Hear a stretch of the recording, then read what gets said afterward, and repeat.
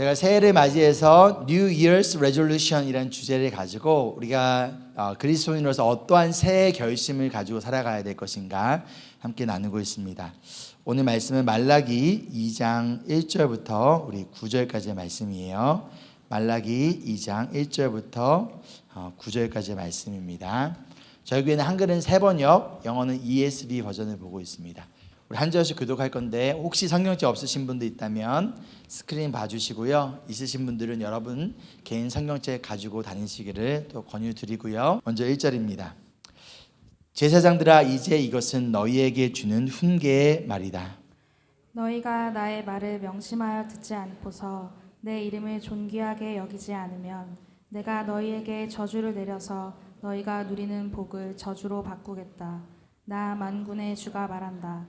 너희가 받은 복을 내가 이미 저주로 바꾸었으니 이것은 너희가 내 말을 명심하지 않았기 때문이다. 나는 너희 때문에 너희 자손을 꾸짖겠다.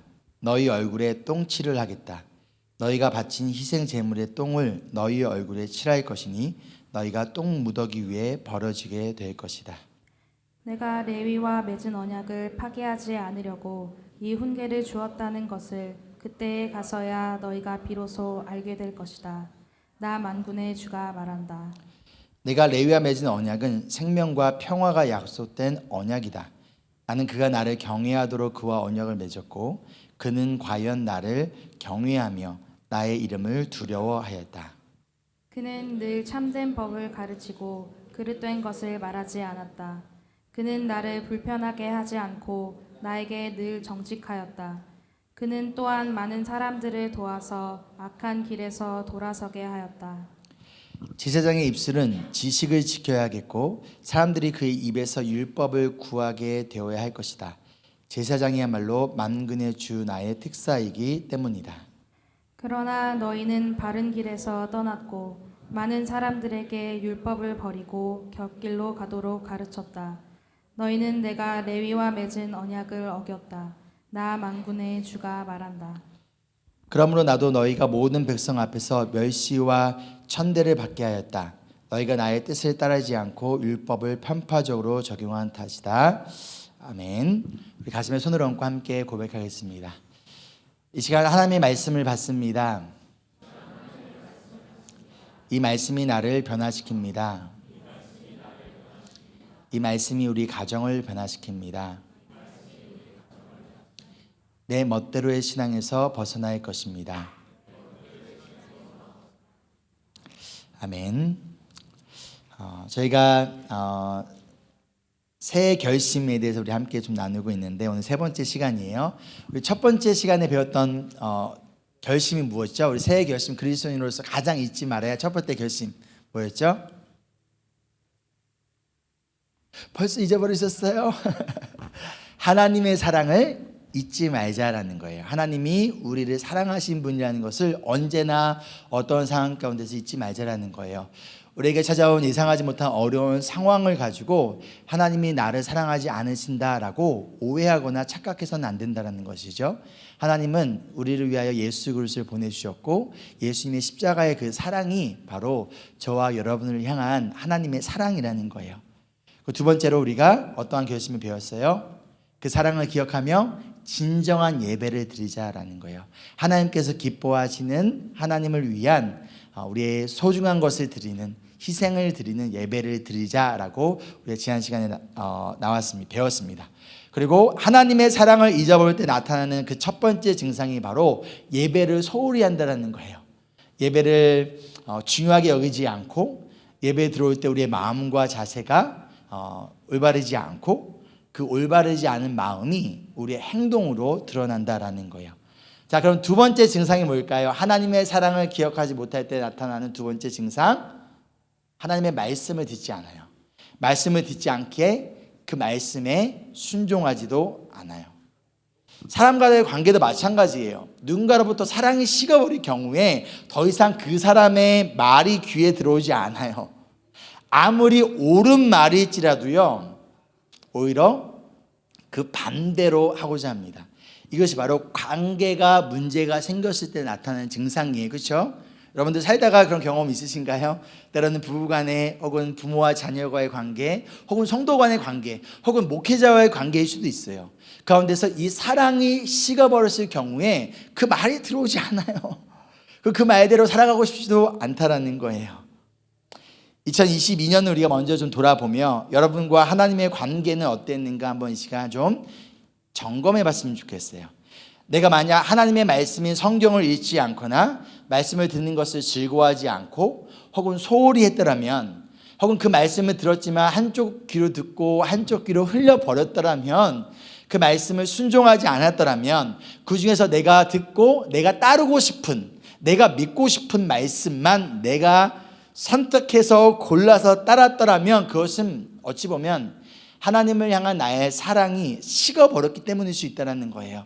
하나님을 향한 그 사랑이 뜨거울 때 나의 모든 것을 들어도 아깝지 않아요. 우리 류진호 성도님 지금도 뜨거우시죠? 아내에 대한 사랑이요. 아멘. 근데 더 뜨거웠을 때, 연애할 때 어떠셨어요? 미친 듯이요. 그래요. 제 아내가 분당에 살았고요, 저는 천안에 살았어요. 천안 아시나요? 충청남도 천안. 아내를 데려다 주고 분당에서 집에까지 가는 길에 저 너무 피곤했어요. 너무 헤어지기 아쉬워요. 가다가 너무 피곤해서 고속도로의 갓길에다 차를 세워두고 잠이 들었어요. 겨울에 새벽 4시에 깼어요.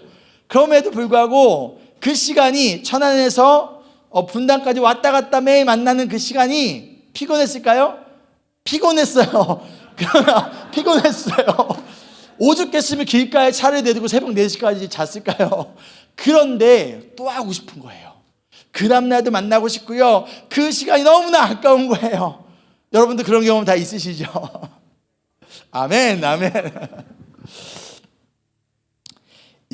그렇다면 2023년에 우리가 어떠한 마음으로 하나님을 사랑해야 할지 오늘 말씀을 통해서 함께 나누어 볼 건데요. 여러분 옆 사람에게 화이팅 한번 합시다. 시작. 화이팅! 화이팅! 1절 말씀을 보면요, 오늘 말씀은 지난주와 마찬가지로 하나님께서 제사장들에게 말씀하신 경고의 메시지예요. 그렇다면 오늘 이 말씀이 저와 같은 목회자에게만 주어진 말씀일까요? 그렇지 않아요. 우리 베드로전서 2장 9절의 말씀을 보면요, 예수님께서 우리를 향하여 너희는 택하신 족속이요 왕같은 제사장들이요 거룩한 민족이요 나라다 라고 말씀하세요. 그 여러분이 바로 하나님의 일하심을 선포하는 역할을 맡겨진 것이 바로 제사장으로서 우리의 역할이라는 거예요. 마태복음 5장의 말씀에서 보면요, 예수님께서 너희는 세상의 소금이다, 너희는 세상의 빛이다 라고 말씀을 하세요. 그런데 소금인 너희가 맛을 잃어버리면 그저 버려져서 땅에 버려져 사람에게 밟힐 뿐이다 라고 말씀을 하세요. 우리 그리스도인은요, 이 세상에 썩어지지 않도록 이 세상에서 왕같은 제사장으로서의 역할을 감당해야 될 사명이 이 자리에 있는 우리 모두에게 있다는 거예요. 그렇다면 오늘 이 말씀은 목회자뿐만 아니라 이 자리에 있는 우리 모두에게 주어지신 하나님의 말씀인 줄 믿습니다. 아멘. 그렇다면 2절을 보면요, 제사장들이 하나님의 말을 명심하여 듣지 않고 있다라고 말씀하세요. 그리고 나서 너희가 내 이름을 존귀하지 않고 있대요. 하나님의 이름을 존귀하게 여기지 않고 업신 여긴다라는 거예요. 그 결과가 뭐예요? 내가 너희에게 저주를 내려서 너희가 누리는 복을 저주로 바꾸시겠다라고 경고하십니다. 우리는 언제나 원인과 결과, 뿌리와 열매를 함께 점검해야 돼요. 하나님이 제사장들에게 저주를 내리셨다고 했습니다. 그렇다면 이것은 결과이지 원인이 아니에요. 그렇다면 왜 하나님께서 이들에게 저주를 내리시고 이미 이들에게 주신 복을 저주로 바꿔버리시겠다라고 말씀하셨을까요? 그 원인이 과연 무엇이었을까요? 그 원인이 뭐예요? 하나님의 이름을 이들이 존귀하지 여기지 않았다는 거예요. 하나님의 이름을 리스펙트하지 않았다는 거예요. 지난 시간에 배웠던 것처럼 하나님의 이름을 가볍게 여겼고 그들이 멸시했다는 거예요. 그 결과 하나님께 아무렇게나 예배 드렸다는 거예요. 팔 수 없는 병든 짐승들, 쩔뚝거리는 것들, 나에게도 가치가 없는 것들을 하나님께 드렸다라는 거예요. 근데 그 원인이 무엇입니까? 가장 기본적인 원인은 하나님을 사랑하지 않는 그들의 마음이었고, 또 오늘 말씀에서는 하나님의 말씀을 명심하여 듣지 않았기 때문이라는 거예요. 그럼 이렇게 정리해 볼 수 있을 것 같아요. 하나님을 사랑하지 않으면 나타나는 증상이 있는데 그 증상이 하나님의 말씀을 명심하지 않는 거예요. 마음에 새기지 않는 거예요. 한쪽 귀로 듣고 흘려버린다는 거예요. 그것은 곧 하나님의 이름을 내가 존귀하게 여기지 않고 있다는 열매인 거죠. 원인이 되는 거죠. 그 결과로 나타나는 것이 하나님의 저주가 있는데 이 저주는 이미 받은 복을 저주로 바꿔버린다는 거예요. 여러분 기복신앙이라는 말 들어보셨나요? The Prosperity Gospel이라고 해요. 복받기 위해서 신앙생활하는 거예요. 이것이 기복신앙이라는 거예요. 그것은 잘못된 거예요, 여러분. 그러나 하나님께 복을 받는 것이 우리의 동기가 아니라 하나님을 사랑하고 하나님을 존귀하게 여기고 하나님께 영광 돌리는 것이 우리의 동기가 되었을 때 그 결과로서 열매로서 하나님은 그런 자들에게 축복을 주십니다. 우리가 기복신앙을 너무나 경계한 나머지 하나님께서 약속하신 축복까지도 우리가 무시해서는 안 되는 거예요. 즉 복이 동기가 되느냐 하나님의 사랑이 동기가 되느냐의 차이인 것이지 하나님을 사랑하는 자들에게 하나님께서는 약속하신 축복을 분명히 주시겠다라고 약속하셨어요. 그 중에 가장 대표적인 축복이 뭐예요? 예수 그리스도라는 축복이에요. 예수 그리스도뿐만 아니라 우리의 삶 가운데 동행하시면서 우리에게 필요한 것을 공급하여 주시고요. 그 가운데서 우리의 삶 가운데서 위로를 주시고요. 그 외에도 수많은 축복을 하나님께서 분명히 약속하셨다는 거예요. 그런데 제사장들에게도 하나님께서 분명히 축복을 약속을 하셨고 이 복을 주셨는데 이들이 하나님을 존귀하게 여기지 않고 하나님의 말씀을 명심하지 않고 말씀을 무시한 결과 하나님은 그 복을 저주로 바꾸셨다는 거예요. 예수님께서도 이렇게 말씀하셨어요. 너희가 나를 사랑하면 무엇을 할 것이다? 내 계명을 지킬 것이다. 계명이란 하나님의 말씀이겠죠? 즉 하나님을 사랑하는 그 마음이 뭐로 나타난다는 거예요? 하나님의 말씀을 지키고 순종하고 따르는 결과로서 나타난다는 거예요. 또 다른 말씀에 보면 주여 주여 하는 자마다 하나님 나라에 들어갈 것이 아니라 아버지의 말씀의 뜻에 따르는 자가 하나님 나라에 들어갈 것이다 라고 말씀하세요. 행위 구원을 말씀하시는 것이 아니라 하나님을 진정으로 사랑하고 아버지로 여긴다면 하나님의 말씀, 아버지의 뜻을 따르는 결과가 나타난다는 거예요. 제가 우리 사역자들에게 종종 하는 말이 뭐냐면 복음과 복음의 결과를 우리가 혼동하지 말자라는 얘기를 해요. 아직 예수님을 믿지 않는 분에게 복음의 결과인 말씀에 순종하는 삶을 강요한다면 그건 잘못된 거예요. 먼저 이분에게 필요한 것은 뭐예요? 복음을 알고 복음을 믿는 거예요. 하나님이 나를 사랑한다는 것을 깨닫는 거, 이게 우선인 거예요. 그것을 아직 모르는 사람에게 하나님을 위해 헌신하십시오, 말씀을 지키십시오, 이건 잘못된 거예요. 그런데 이미 복음을 알고 믿고 하나님의 사랑을 깨달은 자가 그 사랑을 업신여기고 하나님의 말씀을 지키지 않고 내 멋대로의 신앙을 살아가고 있다면 그것은 사랑하기 때문에 그냥 놔둬서는 안 되는 거예요. 하나님을 사랑하면 하나님의 말씀을 지킵니다. 제사장들이 하나님의 말씀에 따라 하나님께 예배를 올바로 드리지 않았던 이유는 바로 하나님을 향한 그들의 사랑의 마음이 문제였다는 거예요. 그래서 우리가 1장에서 보았듯이 하나님께서 그렇게 말씀하셨잖아요. 나는 너희를 사랑한다. 그러니까 이스라엘 백성들이 뭐라고 했어요? 우리를 사랑하는 게 고작 이겁니까? 그 사랑하는 증거가 어디 있습니까? 라고 이야기했잖아요. 즉 하나님을 향한 그들의 사랑에 문제가 생겼을 때 나타나는 두 번째 증상이 오늘 말씀에서 보았듯이 하나님에 대한 말씀을 지키지 않는다는 거예요.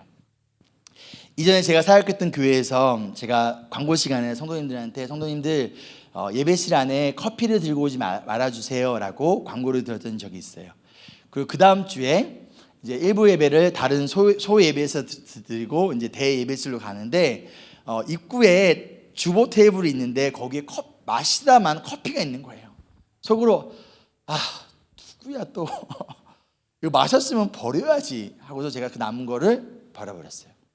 근데 불과 몇 초 지나지 않아서 2부 예배 찬양을 준비하시던 찬양 대변이 있던 성도님 한 분이 나오셔가지고 여기 있던 커피 어디 갔어요? 혹시 목사님 이거 목사님 버리셨어요? 그리고 제가 버렸는데요.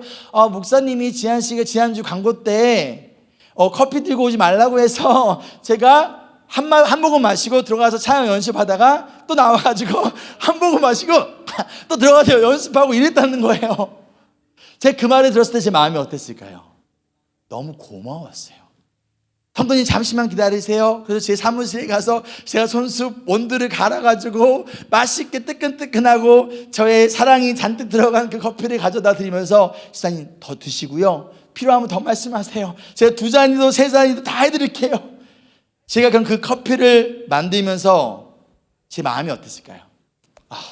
괜히 벌었네. 바쁜데. 귀찮아. 그랬을까요? 그러지 않았어요. 너무 기쁘고 행복했어요.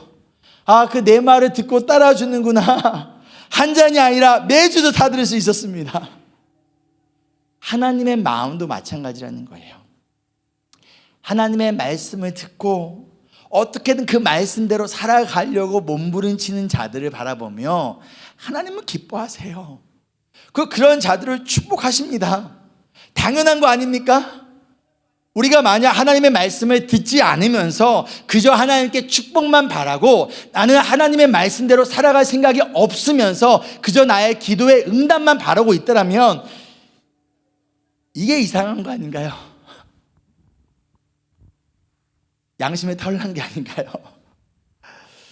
사랑하는 여러분, 하나님을 존귀하게 여기고 하나님을 사랑하는 마음을 가지고 하나님의 말씀을 명심하여 듣고 행하는 우리 모두가 되기를 간절히 소망합니다.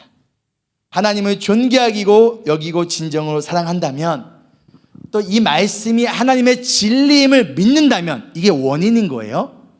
그렇죠? 그 결과로서 하나님의 말씀을 명심하여 듣고 따르는 행동이 나타난다는 거예요.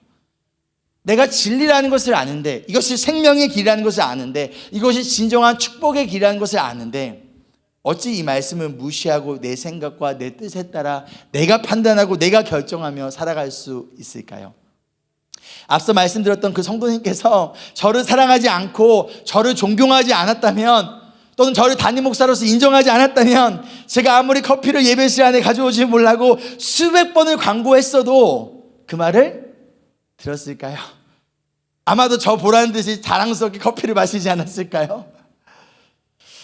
제사장들은 하나님을 진심으로 존경하고 두려워하지 않았어요. 이것이 문제였어요. 하나님을 사랑하지 않았다는 거예요. 그래서 하나님을 멸시했고 하나님을 가볍게 여겼습니다.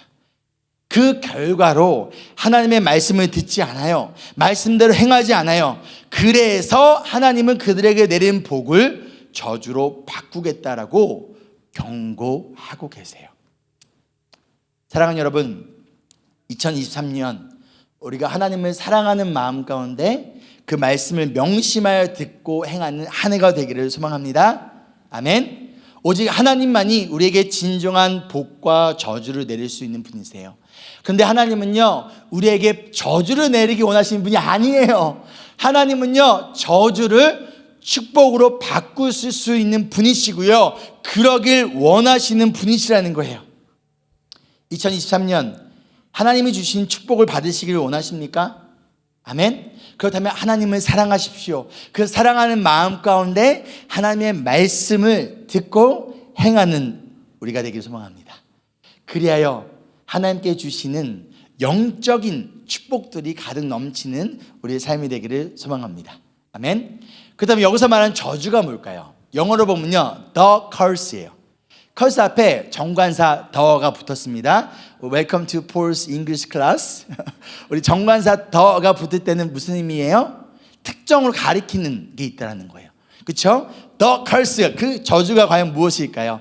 우리 3절 말씀 함께 읽겠습니다. 시작. 나는 너희 때문에 너희 자손을 꾸짖겠다. 너희 얼굴에 똥칠을 하겠다.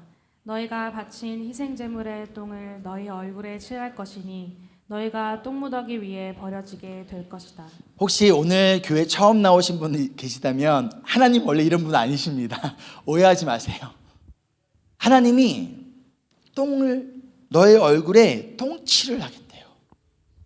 희생제물의 똥을 너희 얼굴에 칠할 것이고 그 똥무더기 위에 버릴 것이라 라고 말씀하세요. 저는 이 말씀을 읽으면서 처음에는 아니 하나님이 어떻게 이럴 수 있지? 생각해 보세요. 제가 우리 소윤 전도사님한테 전도사님 말 안 들어요? 전도사님 얼굴에 똥칠할 거예요? 그럼 어떻게 할 거예요, 전도사님? 싫죠. 싫고 교회를 떠나겠죠. 인스타그램에 막 올리겠죠. 근데 저라면 이렇게 못해요. 왠지 아세요? 내 체면 때문에. 때로는 그럴 때가 있거든요. 나도 욱 하고 싶을 때가 있어요. 나도 하고 싶으면 막 하고 싶을 때 있어요. 그때마다 어떤 마음이 드냐면 그래 내가 목사인데 어떻게 보면 나의 체면 때문에 내가 그렇게 하고 싶은데도 하지 말고 넘어갈 때가 많이 있어요. 근데 심지어 하나님이 만군의 주이신 하나님이 제사장에 네 얼굴에 똥칠을 하겠대요. 이것은요 하나님이 지금 뭐까지 내려놓고 얘기하고 있는 거예요? 자신의 체면까지 내려놓고 얘기하는 거예요. 나의 이 모든 자존심까지 내려놓고 말하는 거예요. 왜요? 이들을 사랑하니까. 이들에게 이러한 심한 경고를 해서라도 올바르게 돌아와 하나님의 말씀대로 살아가게 하는 것이 하나님의 그 체면보다도 더 중요하시니까. 우리가 다니엘서 묵상하고 있죠. 가운데서 다니엘서 1장을 보면 하나님께서 느부갓네살 손에 이스라엘 백성들을 유다 백성을 넘겨주십니다. 하나님께서 하셨대요. 자신의 체면까지도 다 내려놓으시고 나의 자존심까지 다 내려놓으셔서 어떻게든 하나님의 백성들이 하나님의 말씀대로 살아오게 하기 위한 하나님의 마음이 느껴지지 않으십니까? 제사장들이 이렇게 말씀하세요. 첫째, 너희 때문에 너희 자손을 꾸짖겠다라고 말씀하세요. 누구 때문에? 말씀대로 살지 않고 말씀대로 가르치지 않는 제사장들 때문에 그 자손들이 꾸짖음을 받을 거래요. 제사장들 때문에, 올바르게 가르치지 않았던 제사장들 때문에 하나님의 백성들이 하나님께 잘못된 예배를 드렸습니다. 그렇죠? 그것뿐만 아니라 이 제사장들 때문에 제사장의 후손들까지 하나님께서 꾸짖겠다라고 말씀하고 있다는 거예요. 무슨 의미냐? 저를 비롯한 우리 부모님들 잘 들으셔야 합니다. 우리가 믿음 생활을 제대로 하지 않으면요, 그 피해가 누구한테 간다는 거예요? 자녀들에게 간다는 거예요. 우리가 어떻게 믿음 생활하는지 가장 가까이에서 지켜보고 있는 사람이 누구예요? 우리 자녀예요. 크리스천 부모라면 그 누구도 자녀들에게 말씀 지키지 마라고 말씀하신 분은 없을 거예요. 그렇죠? 크리스천 부모라면 그 누구도 아이들에게 말씀에 순종하지 마라고 말씀하는 분은 없으실 거예요. 근데 문제는 뭐냐면 우리가 그 말씀대로 살지 않는 모습들.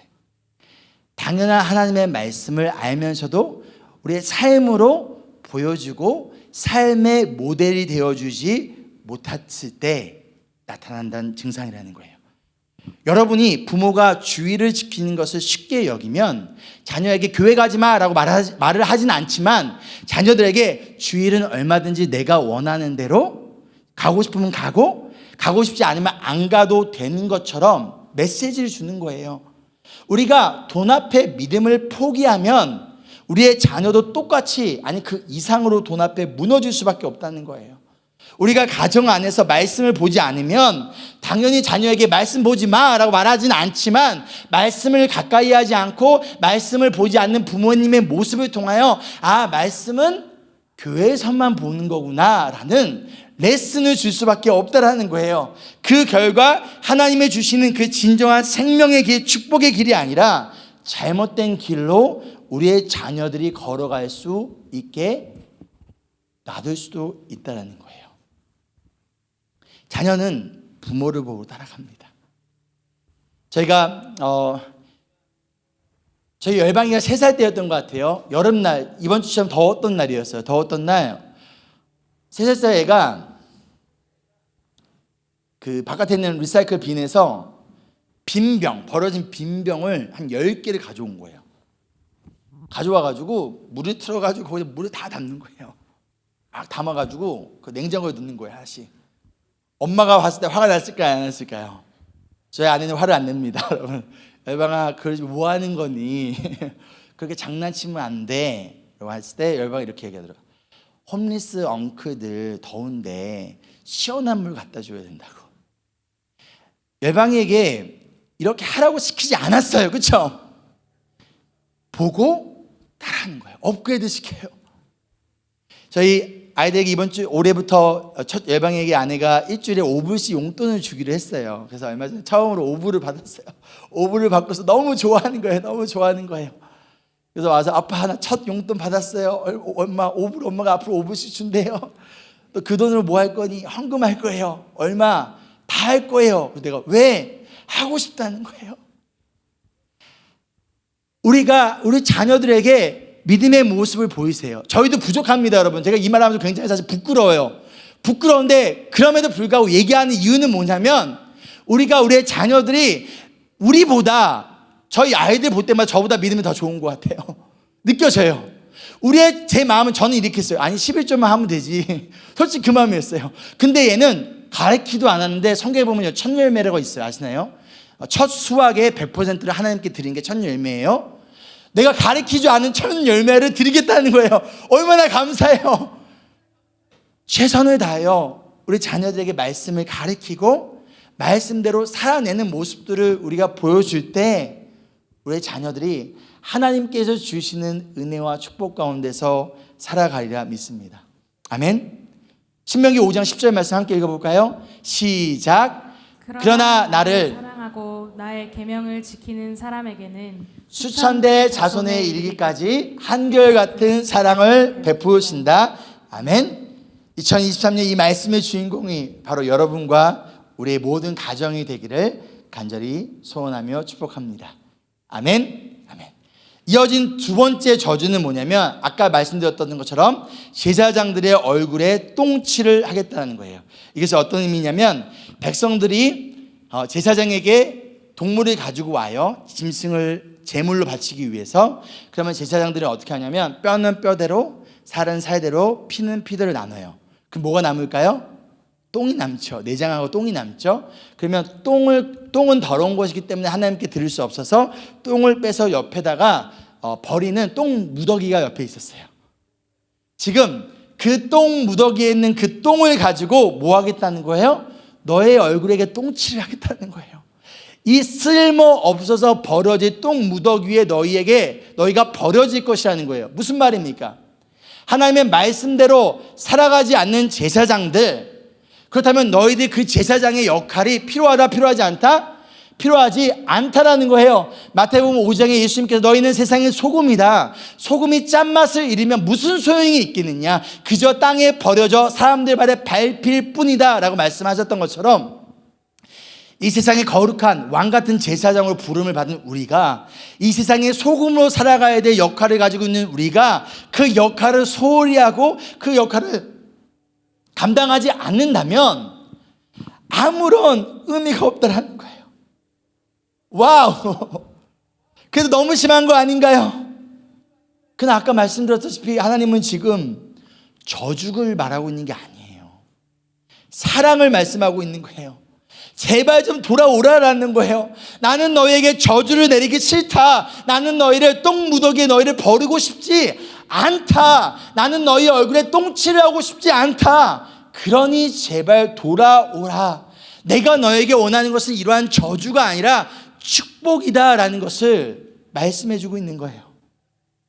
하나님의 사랑의 마음이 여러분 느껴지지 않으십니까?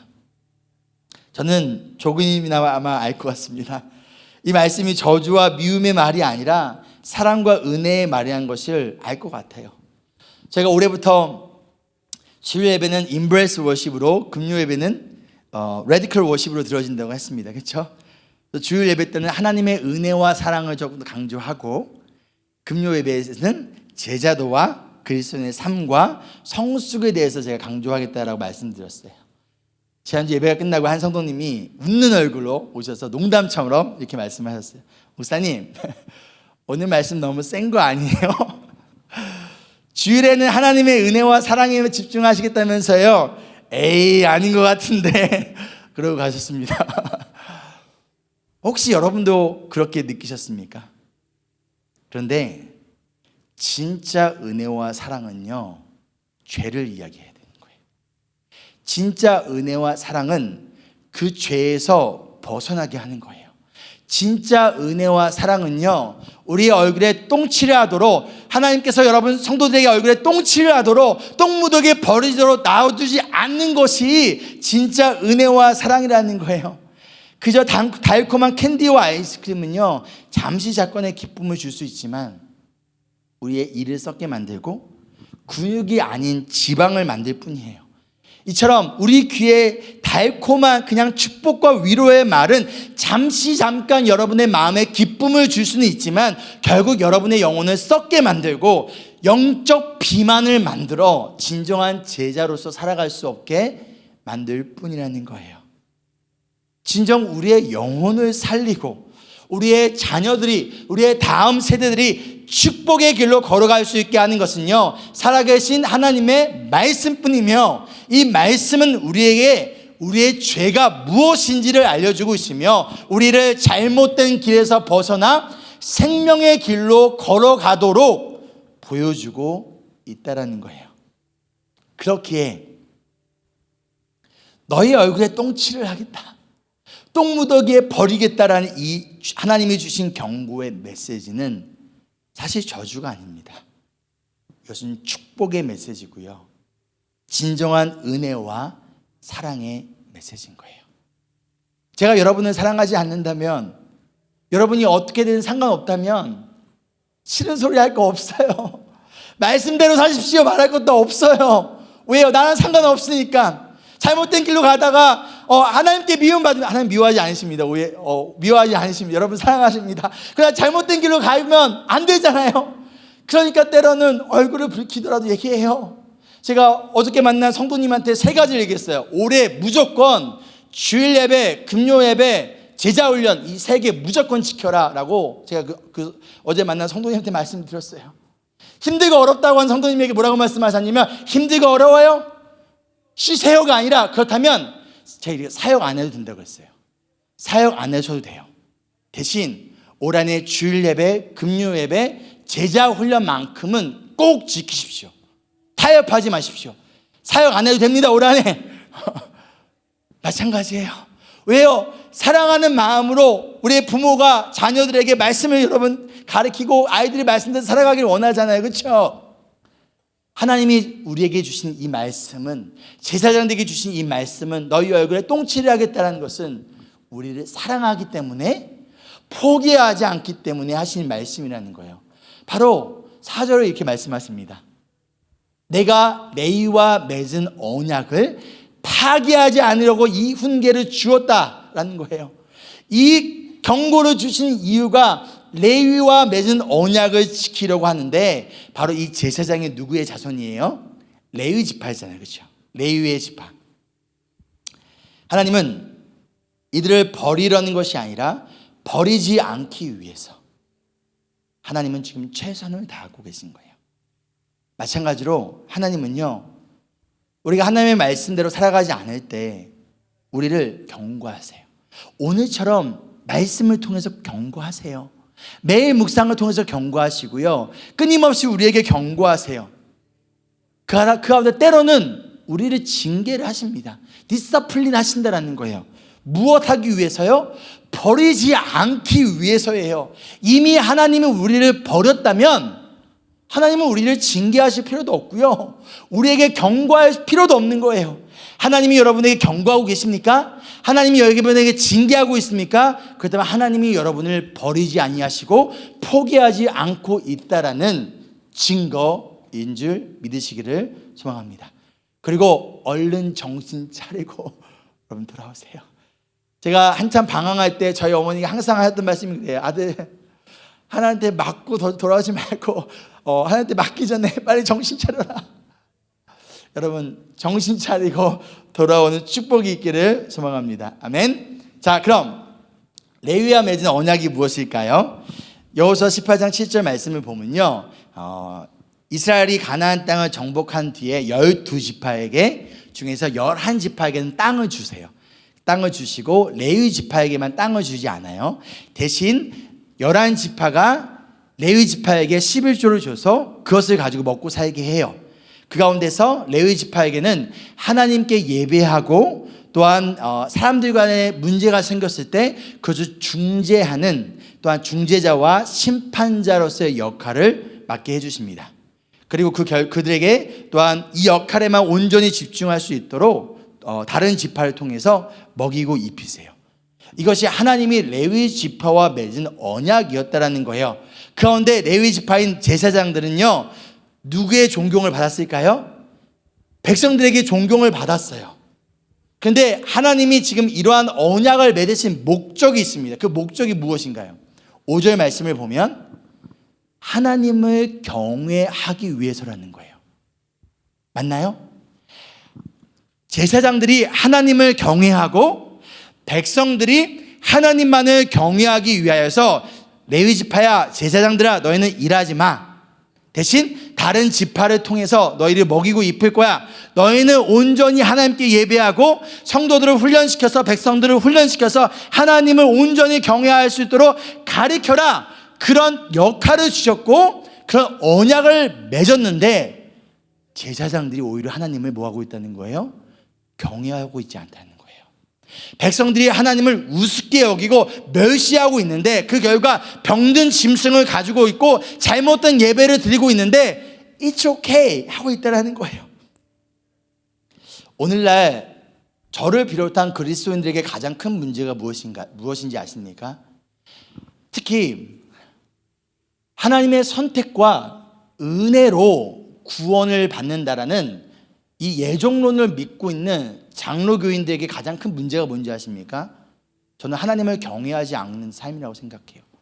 어차피 하나님의 은혜로 우리의 구원이 취소되지 않는다라는 그 믿음이 오히려 하나님을 더 경외하고 그 은혜에 대한 반응 가운데서 하나님께 나의 삶을 드려야 되는데 나 어차피 구원받았으니까 그런데 하나님을 경외하지 않는 거예요. 하나님을 우습게 여기고 하나님을 그저 램프의 지니처럼 내가 필요한 것이 있을 때마다 하나님 앞에 기도하며 나의 소원을 들어주는 정도로 여기는 하나님을 경외하지 않는 모습이 혹시 우리 가운데 있지는 않은가 이 시간 함께 돌아보기를 소망합니다. 아멘. 이어진 6절에 하나님은 올바른 제사장들의 역할이 무엇인지 알려주세요. 첫째, 늘 참된 법을 가르치고 그릇된 것을 말하지 않는다. 둘째, 나를 즉 하나님을 불편하게 하지 않고 언제나 하나님 앞에 정직한다. 셋째, 많은 사람들을 도와 악한 길에서 돌아서게 한다. 이것이 바로 하나님이 제사장들에게 기대했던 역할이라는 거예요. 그렇다면 앞서 말씀드렸던 것처럼 우리는 이 세상의 왕 같은 제사장으로 부르심을 받았습니다. 아멘. 그렇다면 이 말씀은 저와 여러분에게 주어진 역할이라는 거예요. 2023년을 살아가며 여러분 누구에게나 누구를 만나든지 그리고 언제나 참된 말씀만을 가르치십시오. 영어로 보면 true instruction이 나와 있는데 원어로 보면 토라가 뭐죠? 구약의 율법이에요. 하나님의 말씀만을 올바르게 가르치고 잘못된 말씀을 말하지 않는다는 거예요. 종종 우리 성도님들께서 저한테 물어보세요. 목사님 이것에 대해서 어떻게 생각하십니다? 하시나요? 그럼 제가 고민을 해요. 뭘 고민하면 성경적 근거가 뭔지를 고민을 해요. 그러다 제가 잘 모르겠는데요. 그러면 왜 목사님 그것도 모르십니까? 목사님 생각이 뭡니까? 라면 제가 이런 말씀을 드렸던 적이 있어요. 저는 내 생각을 가리키는 사람이 아니라 하나님의 말씀을 가리키는 사람이다. 그래서 내 생각이 뭐가 중요합니까? 저도 내 생각을 내려놓고 하나님의 말씀을 맞추고 있는데요. 여러분이 하나님의 말씀을 따라 순종하기에 몸부림치고 있는 것처럼 저도 마찬가지예요. 제가 설교를 한다고 해서 저는 이 말씀에 제가 다 동의하고 제가 이 말씀에 할렐루야 아멘 하는 줄 아십니까? 설교 준비하면서 애를 써요. 기도해요. 하나님 내가 이 말씀을 가르칠 자격이 있습니까? 이 말씀을 가르치면 이 말씀대로 내가 살아내야 되는데 그 무게가 엄청납니다. 가운데서 어떠한 마음으로 가르치냐? 하나님 나도 이 말씀대로 성도님들과 함께 이 말씀대로 살아나기 위해 나도 몸부림칩니다. 하나님 도와주세요 라는 마음으로 가르쳐요.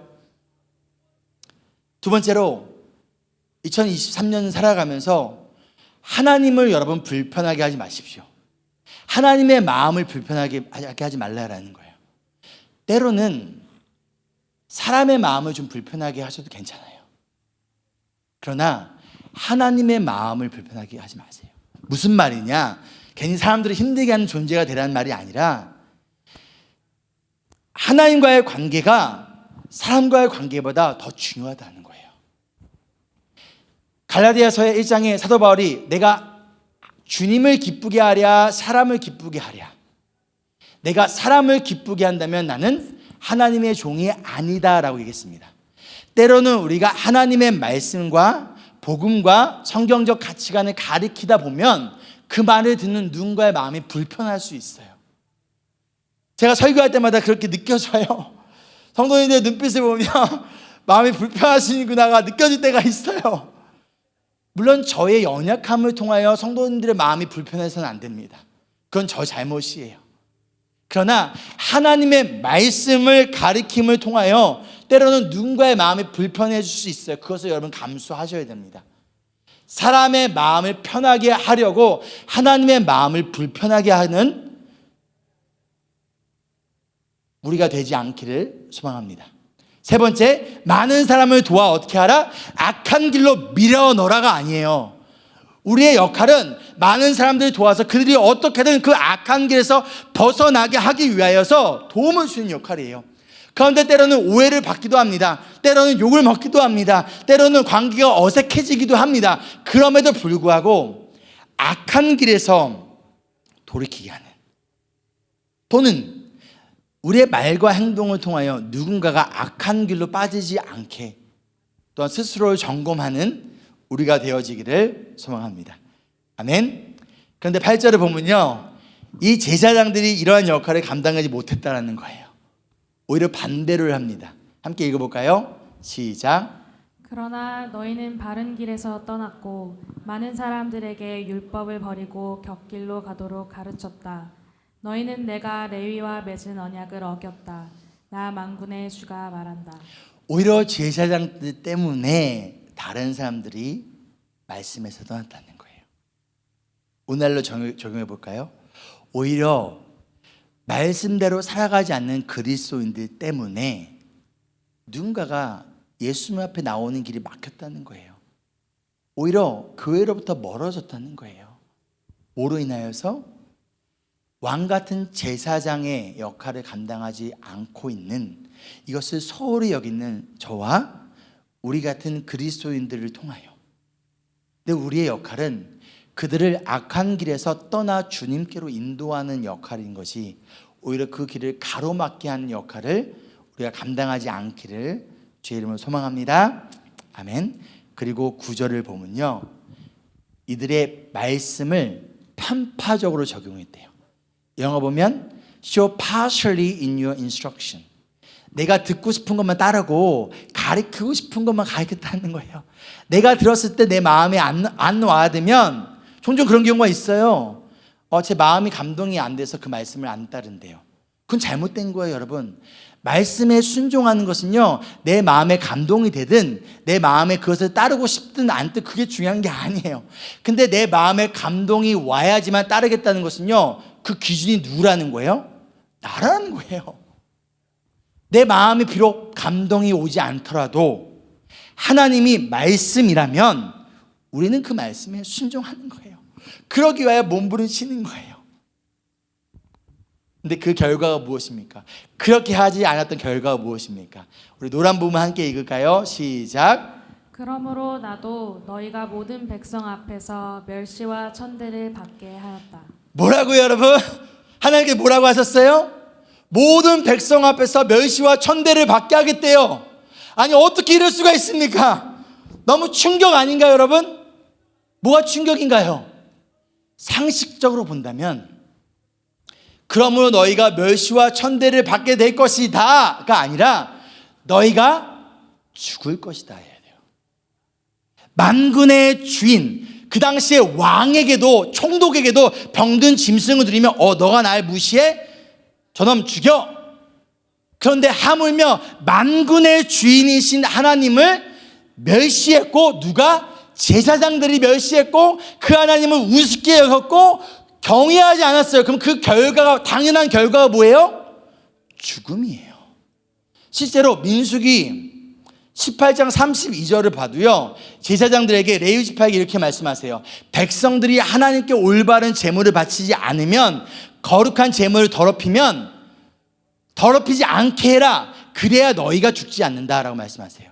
그 말인즉 하나님의 백성들이 하나님께 올바른 예배를 드리지 않는다면 너희는 죽을 것이야. 이게 하나님의 말씀이셨어요.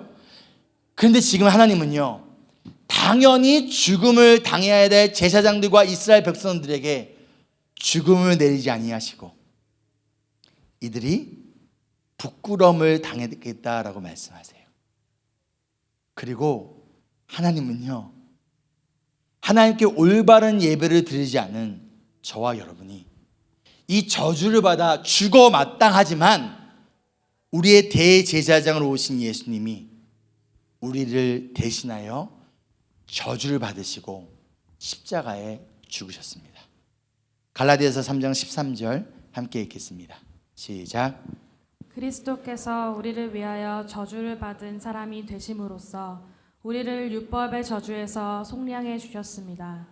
기록된 바 나무에 달린 자는 모두 저주를 받은 자이다 하였기 때문입니다. 우리가 이 저주를 받아 우리가 죽어야 됐었는데 하나님이 우리 대신 예수님에게 그 저주를 다 주시고 예수님이 우리 대신 십자가에 달려 저주가 되셨다라는 거예요. 또한 제사장들에게 너희들 내가 얼굴에 똥칠을 하겠다, 너희들을 똥무더기로 버리겠다라는 이 말씀에 따라 그저 하나님 앞에 그저 똥과 같은 아무런 쓸모없고 더럽고 냄새나는 그저 똥무더기에 버려져야 될 제사장들과 저와 여러분을 대신하여 예수님을 똥무더기와 같은 십자가에 버리셨다라는 거예요. 모든 백성 앞에서 멸시와 천대를 받게 하겠다라는 말씀에 따라 제사장들을 그리고 저와 여러분을 대신하여 예수님이 모든 사람 앞에서 조롱을 받으셨고요, 멸시 천대를 받으셨어요. 침뱉음을 당하셨고요, 옷이 찢겨졌고요, 채찍에 맞았고요, 십자가 위에서 조롱을 받으셨다는 거예요. 그렇다면 이 은혜를 안다면 이 은혜 앞에 우리가 어떻게 반응해야 될까요? 2023년 이 은혜와 사랑을 기억하며 어떻게 살아가야 할까요? 제사장들의 잘못과 실수를 번복하지 않기를 소망합니다. 개가 토한 것을 다시 먹는 어리석은 모습처럼 이전의 똑같은 모습으로 살아가지 않기를 소망합니다. 언제나 하나님의 말씀을 명심하고 이 말씀을 가르치고 지키며 살아가는 것, 그리고 말씀을 통하여 많은 사람들을 악한 길에서 돌이키게 하는 것, 이것이 왕같은 제사장이며 이 세상의 빛과 소금으로서 우리가 걸어가야 할 진정한 축복의 길인 줄 믿습니다. 아멘. 그러기 위해 여러분 말씀을 들으세요. 믿음은 들음에서 나는 거예요. 그 들은 말씀을 가슴에 새기시고요, 이 말씀대로 살아낼 수 있도록 우리와 함께 하시는 보혜사 성령님의 도우심을 구하는 우리가 되기를 소망합니다. 그래야 하나님의 축복이 여러분과 여러분의 자녀와 손자 손녀들까지 우리가 만나는 모든 사람들에게 예수 그리스도의 진정한 축복이 전파되어지기를 간절히 소망하며 축복합니다. 아멘. 옆 사람에게 이렇게 인사할까요? 하나님의 말씀을 가슴에 새기십시다. 하나님의 말씀에 순종합시다. 아멘.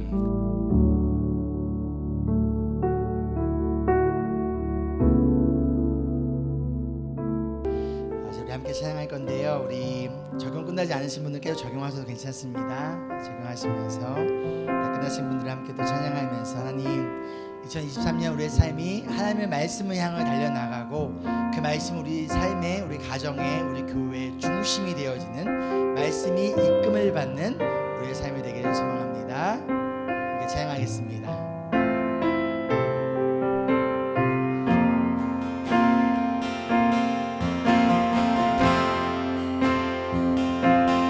하늘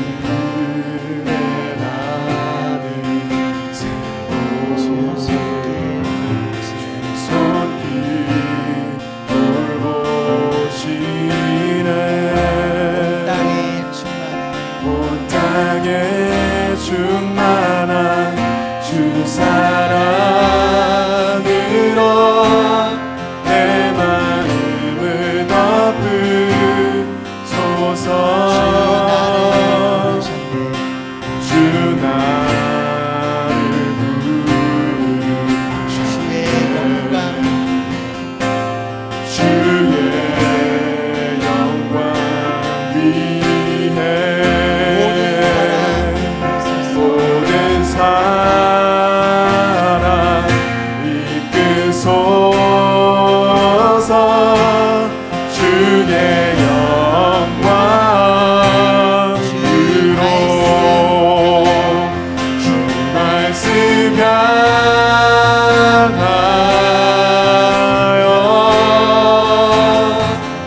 달려가리라.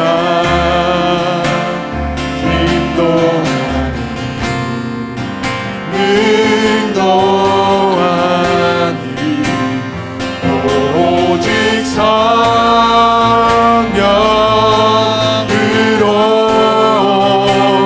주 얼굴 향하여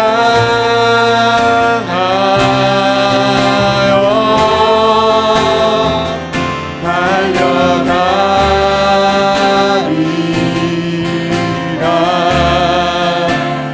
오 주의 영광 안에 살게 하소서. 말씀 향하여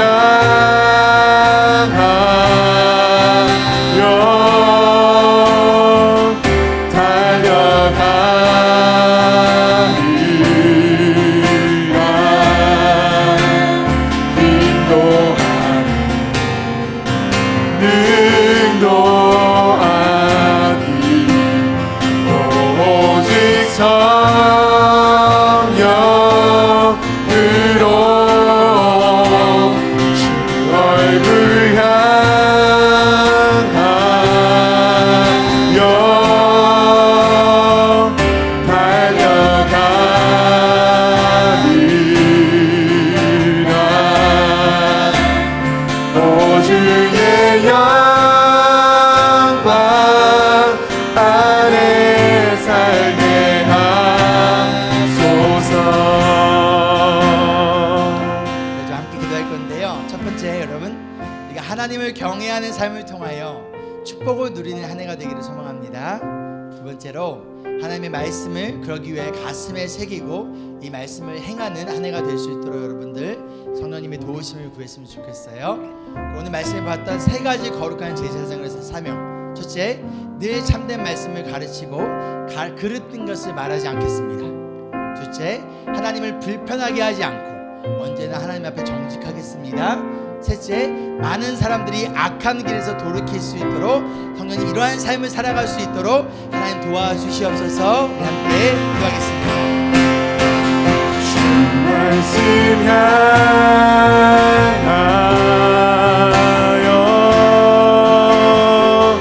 달려가리라. 인도하니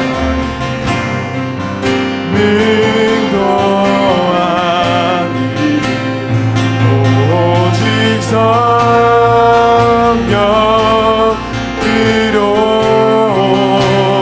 주 얼굴 향하여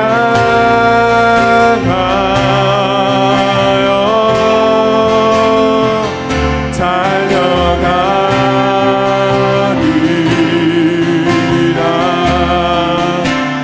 오 주의 영광 안에 살게 하소서. 주 말씀 향하여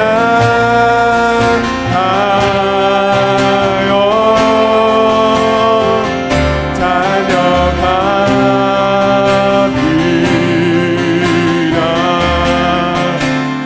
인도하니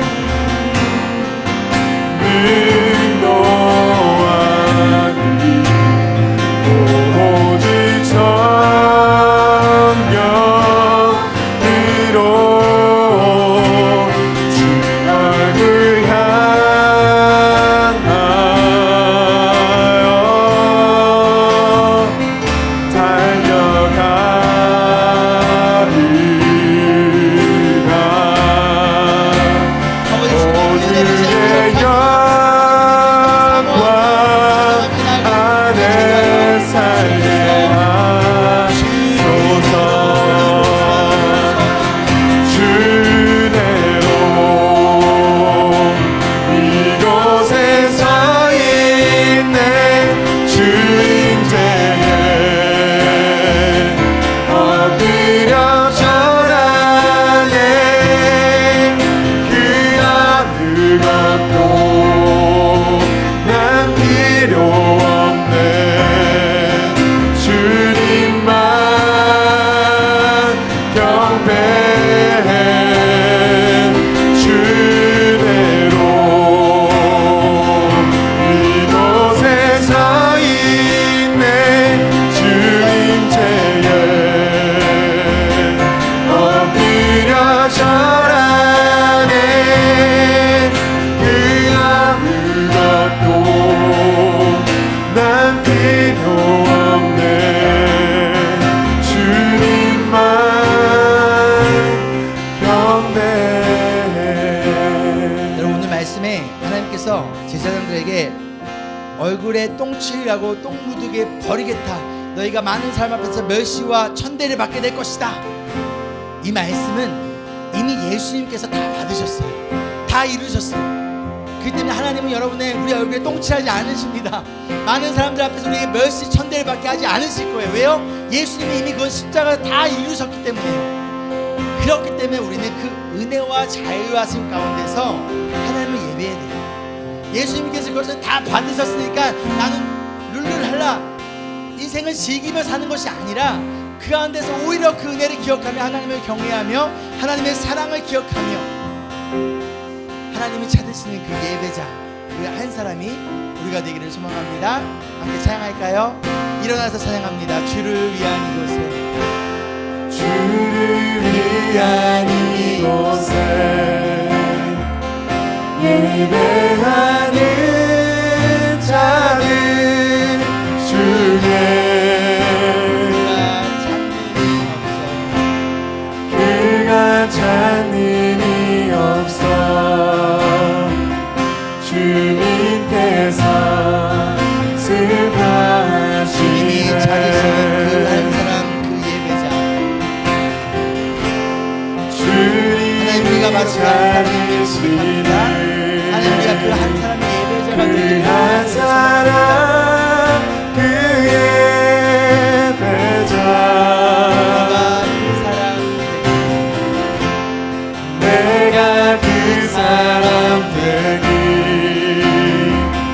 간절히 주께 우리가 이 자리에 있는 것은 예수님의 은혜를 고백합니다.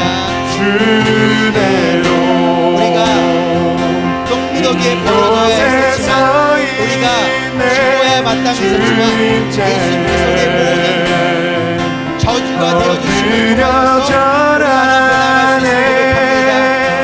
그 어느 것도 난 필요 없네. 주님만 경배해. 주대로 이곳에 서 있네. 주인제에 엎드려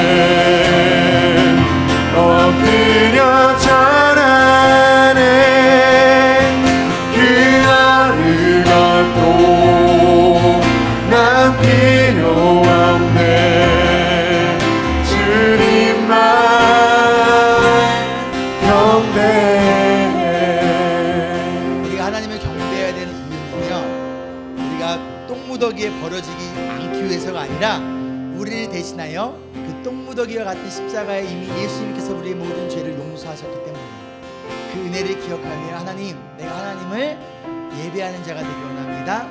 하나님이 이 세상을 바라보면서 나를 예배하는 그 한 명이 누구 있느냐라고 찾으실 때 하나님, 내가 그 한 사람이 되기 원합니다. 다시 한번 기도할 때 하나님, 나에게 그러한 마음 주시고 그런 삶을 살아낼 수 있도록 성령 도와주시옵소서. 함께 기도하겠습니다. 하나님, 우리가 그 한 사람에게 이곳에 서 있네 주인께 엎드려 절하네 그 어느 것도 난 필요 없네 주님만 경배해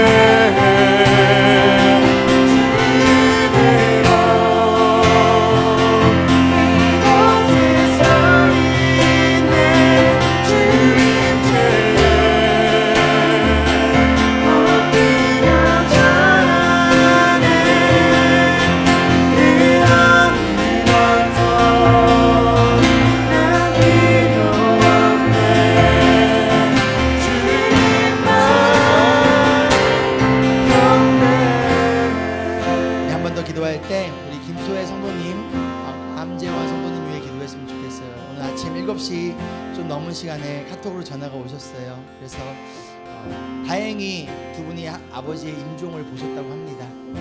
그래도 생명을 하나님께서 조금 더 연장해 주셔서 온 가족이 한국에 돌아가고 또 마지막 임종을 지켜볼 수 있었습니다. 그러나 사랑하는 아버님을 떠나보낸 우리 소혜 성도님과 그 가족의 마음 얼마나 아프고 힘들까요? 함께 기도해 주세요. 하나님의 위로가 그 가정 가운데 임하게 도와주시고 모든 장래 절차 가운데 하나님의 선하심이 가득 임하게 하여 주시옵소서. 함께 기도하겠습니다.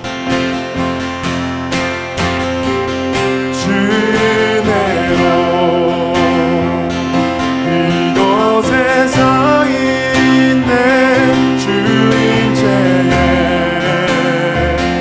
엎드려 절하네 그 어느 것도 난 필요 없네 주님만 경배해 주내로 이곳에 서 있네 주님께 엎드려 절하네 그 어느 것도 난 필요 없네 주님만 경배해 주대로 이곳에 서 있네 주님께에 엎드려 절하네 그 어느 것도 난 필요 없네 주님만 경배해 주내로 이곳에 서 있네 주님께에 엎드려 절하네 그 어느 것도 난 필요 없네 주님만 경배해. 사랑과 은혜가 풍성하신 주님 감사합니다. 우리의 얼굴에 우리가 똥칠을 받아야 했었던, 우리가 똥무더기에 버려져야 했었던, 우리가 하나님의 저주를 받아 죽어야 마땅했었던 우리를 살리기 위하여 예수님께서 저주가 되어주시고 십자가에서 그 모든 부끄러움과 멸시, 천대, 수치를 다 당하신 그 은혜와 사랑을 우리가 기억하며 아버지 그 은혜를 힘입어 그 은혜에 합당한 예배자로서 하나님의 마음을 시원케 해드리는, 하나님의 마음을 불편하게 여기지 않는 하나님의 기쁨이 되는 우리의 삶이 되어줄 수 있도록 성령 하나님 우리의 삶을 이끌어가 주시옵소서. 그러기 위하여 그 무엇보다도 우리를 사랑하시는 그 하나님의 사랑을 언제나 잊지 않기를 소망합니다. 그리고 그 사랑이 지금 슬픔 가운데 있는 우리 김수혜 성도님과 그 가정 가운데 가득 임하게 하여 주시고, 우리 모든 성도님들이 함께 울고 함께 슬퍼하며 함께 이 슬픔의 시간을 우리가 함께 위로하고 힘이 되어주는 주님 안에서 한 가정이 될 수 있도록 인도하여 주시옵소서. 이제는 놀라우신 하나님의 은혜와 그것인 예수님의 사랑하심과 성령님의 동행하심이 지금 이 순간부터 영원히 함께하기를 간절히 축원하옵나이다. 아멘.